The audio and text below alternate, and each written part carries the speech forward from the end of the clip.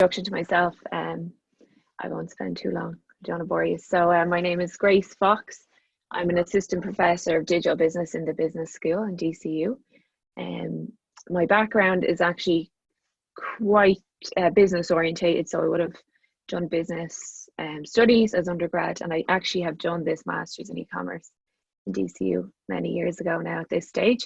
I have a PhD in information systems. So my area of expertise around research would be information privacy and why people and consumers use technologies and adopt different technologies. So I'm program chair of the Masters in Electronic Commerce, which we call MECB for short, and I have been since last year. So my contact details are there. Feel free if you have any questions or you want further to talk about the course further, you can email me, or you can actually just look me up on LinkedIn and connect with me. All right, so MECB, I guess it's important to know, has been around a long time. It actually started back in 2001 when there was this idea that we needed to combine business graduates with give them some technical expertise so that they could communicate with technical teams and work in project management roles and stuff like that in technology-based organizations. So the idea was to have a dual delivery between the business school and the computing school, and give those mostly business students that background, that technical, those technical skills. And then we'd also have some technical students coming in from computing backgrounds, and to give those the business skills that they needed to maybe differentiate their career. And so it's been that model since then. There is a more technical branch of the masters called MECT, but I'm going to focus on MECB, which is delivered by the business school mostly. So we've had over 800 graduates on the MECB program. So there's a well-established pool of alumni there that you can connect with if you're on the program. And we do bring them back quite often just to show you that people do make it through and go on to live happy lives. So what I want to talk about today is basically just give you an overview of what the Masters in E-commerce involves in terms of our modules and the commitment and what kind of background a student we're looking for. So who should apply for this course? What are the kind of career paths you can pursue after the course? And then I'll leave time for any questions as well that you might have. All right, so what is e-commerce? And we all know this because I assume we're all e-commerce customers, maybe now more than ever. But the basic definition around e-commerce is the buying and selling of goods via any electronic medium. But what we're really talking about in this program is all the interactions between that. So all of the back end stuff that goes behind producing an e-commerce website and getting that website out to customers, attracting customers to that site, and then managing their interactions and their purchasing, and then everything that goes on from when they click buy. So in this program, you're kind of getting that technical understanding of the e-commerce stack, but also the business understanding. So what are the strategies behind e-commerce and how can we successfully pursue e-commerce? I would say now more than ever, e-commerce is probably a really relevant area to be getting into. We've had for years anyway, we've seen a growth in e-commerce consumption in Ireland and many countries around the world. So we're actually this year, depending on the statistics you look at, so I have one here from eShop World. If you look at statistics, it's actually a bit higher, but we're around a 70% penetration rate for e-commerce shoppers in Ireland. So that's shown that people really of all ages in Ireland are now buying online. So we're overcoming some of those gaps among the older community and different communities with different needs. So huge penetration and huge growth in terms of revenue for e-commerce. Obviously, we're now in a bit of a global pandemic. So what does that mean for e-commerce? What does that mean for any kind of business, digital business focused program? Well, for e-commerce actually seems to be so far good news, because what this situation has done, it has driven, say, smaller companies or companies who weren't really embracing the e-commerce field to do it, to get online, and for customers who have a lot more time to maybe do a little bit more online shopping. So this figure here is from a research a stats database that shows year-on-year growth in terms of e-commerce expenditure around the world. So you might have seen this, it's floating around Forbes articles and stuff like that. But basically, any country that's the green, and you'll see Ireland is the dark green there, has experienced an 100% increase in e-commerce sales in the week that this data is drawn from. So a week in April last year compared to a week in April this year, there's a 100% increase in e-commerce sales, which is an amazing statistic, you know. But what it also means, this situation, is that companies now have to do a bit more to differentiate themselves and to understand what customers want. So the more choice we have, the pickier we can be online, right? So on this course, you're going to understand how companies can capture customer preferences and understand their online behaviors, how we can develop data-driven e-commerce and marketing strategies, so how we can reach our customers online, developing our processes and improving processes behind delivering physical goods and augmenting online shopping experiences. So there's a lot of exciting trends going on in the e-commerce space at the moment, and pre-COVID-19 as well. So it's going to be interesting to see how those change. And we're seeing already that there's a huge growth in the incorporation of new technologies like AI and automation to improve e-commerce and to improve the online shopping experience for customers. We're seeing big movements in terms of consumer trends around slow fashion, increase in roles of influencers, growth in new payment methods like delayed payment. And what we're going to do on this course is really understand what is the strategy behind those methods and for what types of companies do they work. And then obviously what's the technical side behind it too. So why MECB? So like I said, this program was originally designed for people from different backgrounds. So we have generally a lot of students coming from a business background who want to, like I said, build those technical skills and further specialize their business skills. We also do have some students who come from computing backgrounds or kind of already are coming from mixed backgrounds where they've done a little bit of computing and a little bit of business and they want to, let's say, specialize in e-commerce. We do have, like I said, some really technical students who are coming just to get the extra business knowledge. Because of that, obviously, you're getting access to two different faculties. So our faculty in the business school and the faculty in the School of Computing. So you're really getting that rich experience from lecturers with expertise in a wide range of areas. And you're getting to work with those lecturers on different projects to kind of develop you as a more well-rounded graduate at the end of the program. So you do get opportunities to work with startups, and I'll talk about specific modules in a minute, and to work with industry too. So there are opportunities there to kind of see maybe what kind of roles or what kind of industries you might want to work in.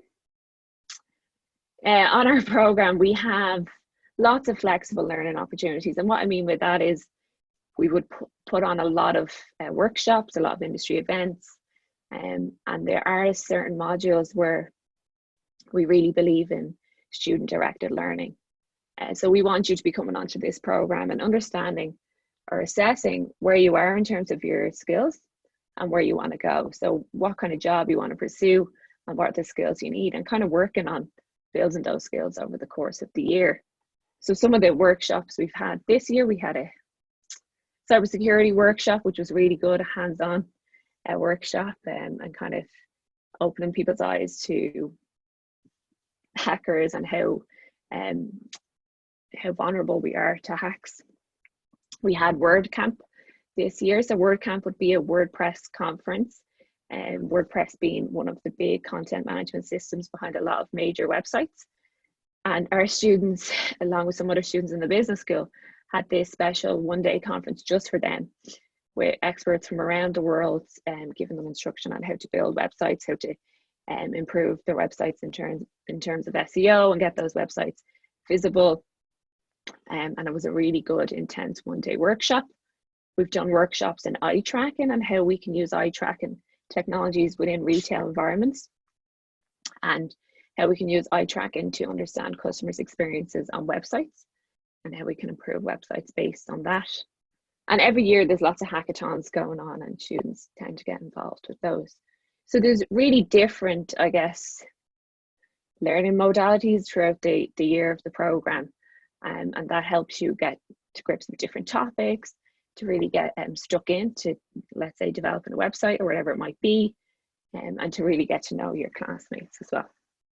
So, like I said, at this moment in time, e-commerce has become even more crucial for companies. And I was speaking to some of our alumni from last week, in the e-commerce space, and just to kind of see, you know, what's the job situation like for my current students. And they were really positive in their current jobs about existing job opportunities, which is great to hear. But it's, like I said, it's even more important now to understand how to get yourself online, and how to differentiate online, and how to understand customer behaviors. So our year of the program, and all the master's programs really in the business school, it's a full year. So you start in September, the end of September, and it runs up to the end of August. So you can kind of look at it as 3 semesters, or 3 semester long course. In the first semester, depending on your background, the level of technical and business modules might be a little bit different. And we're making changes to the program at the moment to make sure it's really up to date. So I'm just going to go through kind of what we're delivering this year, and some of it might change slightly next year. So you have modules on the business side in digital business. So basically our foundational module on what is e-commerce, what is the evolution of e-commerce, and what are the different business models you might pursue, the different e-commerce strategies, and how we can understand our digital consumers. We also have business process innovation, so understanding all the processes behind, let's say, an e-commerce website, and the process could literally be the buying process. So understanding how to map those processes, and how to spot issues or bottlenecks in those processes, and how to improve them. We have a management module then to kind of understand how we can introduce new technologies into e-commerce and technology firms, and how we can do that successfully. So that module would look at a lot of case studies around emerging technologies and how we can implement them. Then, so everyone does those modules in semester 1. In terms of computing modules, everyone does a web design module. So our web module is a beginner module in terms of developing websites from scratch. So you develop HTML and CSS skills, but you also look at the computing theories around developing a strong website. So understanding human-computer interaction, understanding accessibility, and issues around heuristics, and how to assess the heuristics of a website. And so that's our first computing module that you take. If you come from a business background, which most of our students do, you also do an introductory programming module. This is either in Java or in Python. So that's a good module to get your hands dirty in terms of your first semester on MECB. It's intense because programming is, but it's a really good module to get you started and kind of improve your confidence in computing modules. Because if you come from a business background, when you do your first 1 or 2 computing modules, you really have to think that little bit differently, you know. So training yourself to think a little bit differently is really important in the first few weeks of the program. If you come from a more technical background, then you would do an introductory accounting module for decision makers and managers. But most people will do the programming module. In all our modules, it's usually a mix of continuous assessment on exams and group work. Some of them, like business process innovation, would be 100% continuous assessment, and web design as well. Okay, so semester 2, then you have an innovation and high-tech entrepreneurship module, which is also 100% CA. And basically what you do here is you're given a client, so you have to bid for different clients who are high-tech startups. So they might be looking at technology for improving AI on retail sites. They might be looking at sensors for retail environments, different technologies, which may take you a couple of hours to understand what the technology actually does. But you work for that client, and what you're doing is you're assessing the feasibility of that startup, and coming up with a plan for where they should go next, whether they should spin out, whether they should sell, whether they should license. So it's a really interesting module and one that students really enjoy because it's quite hands-on. And then you do a module on risk, regulation and ethics. So this is currently taught by myself, and it's basically an important module to understand all the risk factors and the risk management side of information systems, contextualized to e-commerce a lot of the time. We focus on privacy from an organizational standpoint, from a regulatory standpoint, and from a consumer standpoint. So understanding how consumers behave when they're trying to protect their privacy, and then we touch on security as well. And then you do, so everyone does those two modules, and then you do artificial intelligence, information and information seeking, which is a partly online, partly in person module. And this is a really enjoyable module around all the emerging technologies. So it is a computing module, but it is very relevant to business students as well, because we're understanding how we can actually leverage those technologies in the e-commerce context. You'll also build on your web design module in e-commerce infrastructure. So here you want to really understand the technical structure behind an e-commerce platform. And then in that module, you develop an e-commerce website from your previous website developed from scratch in semester 1. Then depending on your background, you might do a finance module or you might do another technical module if you're from a business background. We do have 1 year-long module called Next Generation Management. So that starts in September and runs up until May. It's a 20 credit module. So if you think of a normal module, a 1 semester module is usually 5 credits. So this is a big module, and there's 4 teams within it. And this is where I'm talking about a lot of those flexible learning opportunities. So a lot of the workshops. And what you do in that module is you assess your learning needs. So in terms of digital, you're going to assess your digital skills across the core digital competencies of content creation, problem solving, digital marketing, stuff like that. And you're going to look at your own career and your career goals and what kind of competencies you need to work on. Is it communication skills? Is it negotiation skills? And you're going to build your research skills. So in terms of traditional research, like surveys and interviews, and also research in terms of leveraging big data and using Tableau and tools like that. And then you also have a team on business and society. So understanding stuff like social entrepreneurship, getting involved in activities around teaching older people how to use technology and stuff like that. So this module is really different to what we're used to in normal modules.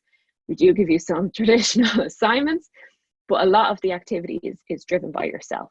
Now we give those opportunities and we present a lot of those opportunities to build your competencies, but you can also suggest them too. So some of my students might want to develop their digital marketing skills.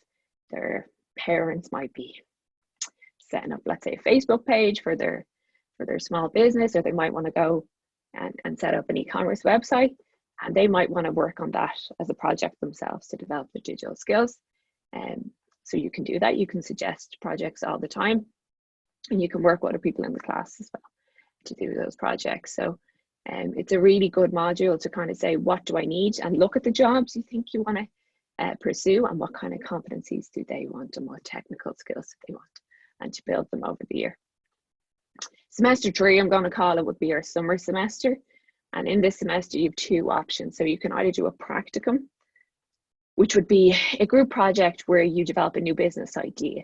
So our high-tech entrepreneurship module is kind of a builder for your practicum, because it gives you those skills in assessing new business ideas.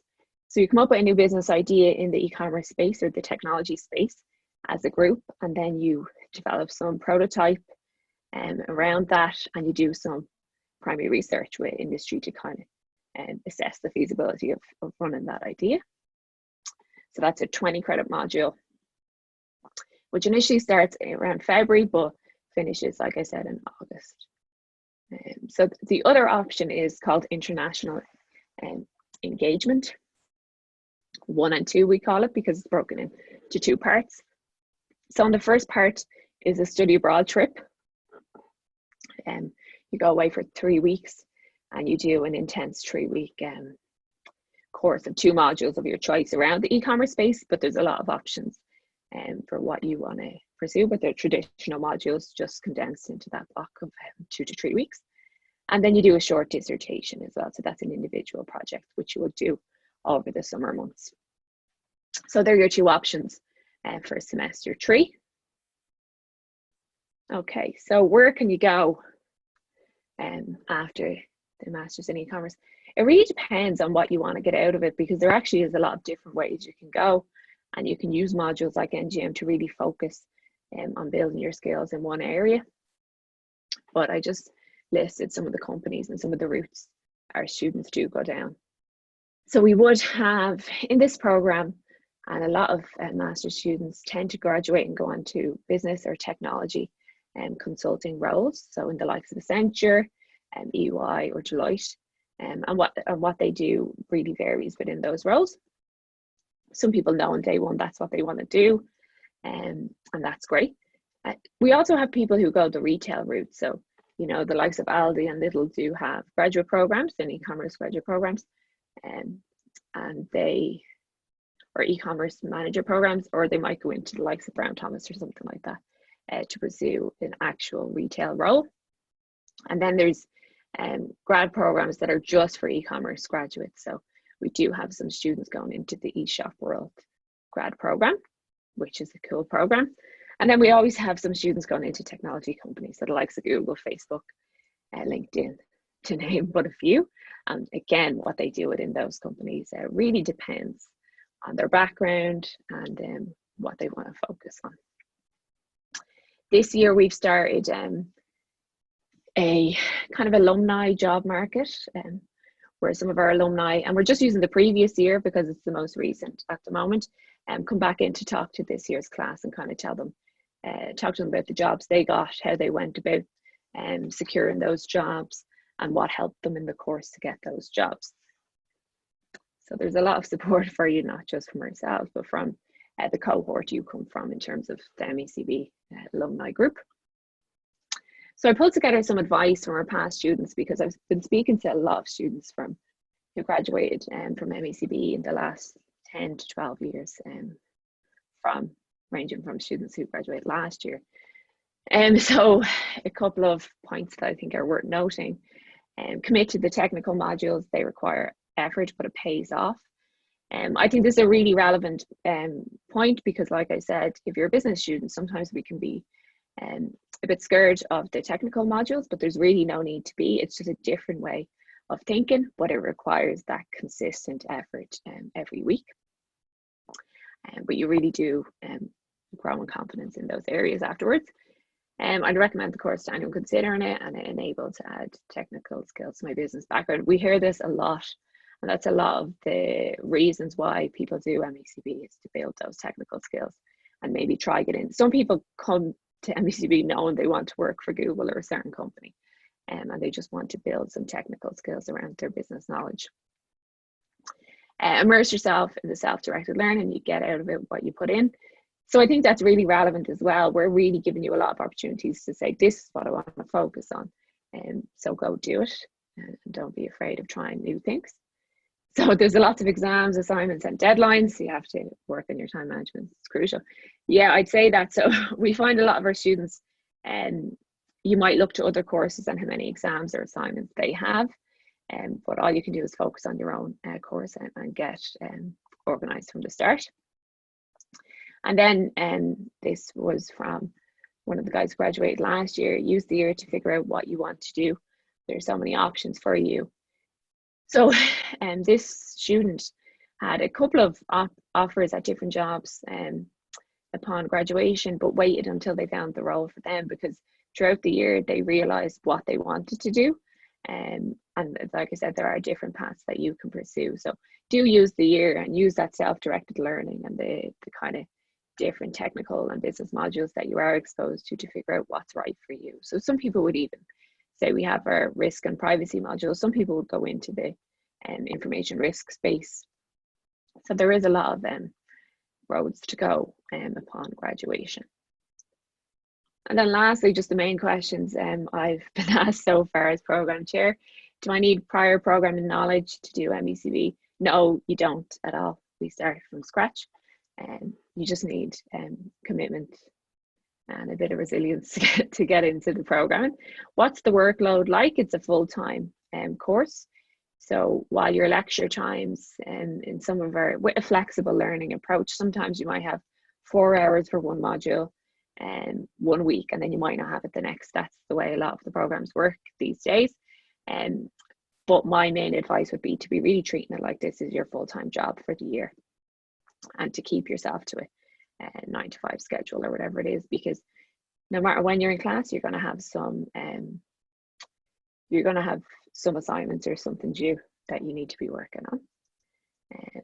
And who should apply for this course? So my main thing is that you should have some interest in e-commerce. And by interest, I mean that can be as a consumer, that you actually just like shopping online and want to understand maybe the mechanics behind it, or understand how organizations tailor their websites or personalize their websites to encourage us to buy, and some interest in developing your technical skills.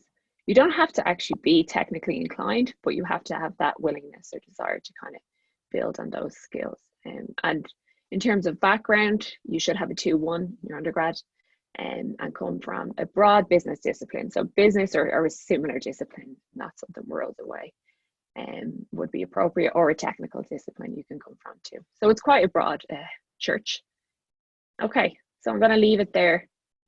And if you have any questions, you can pop them into the chat.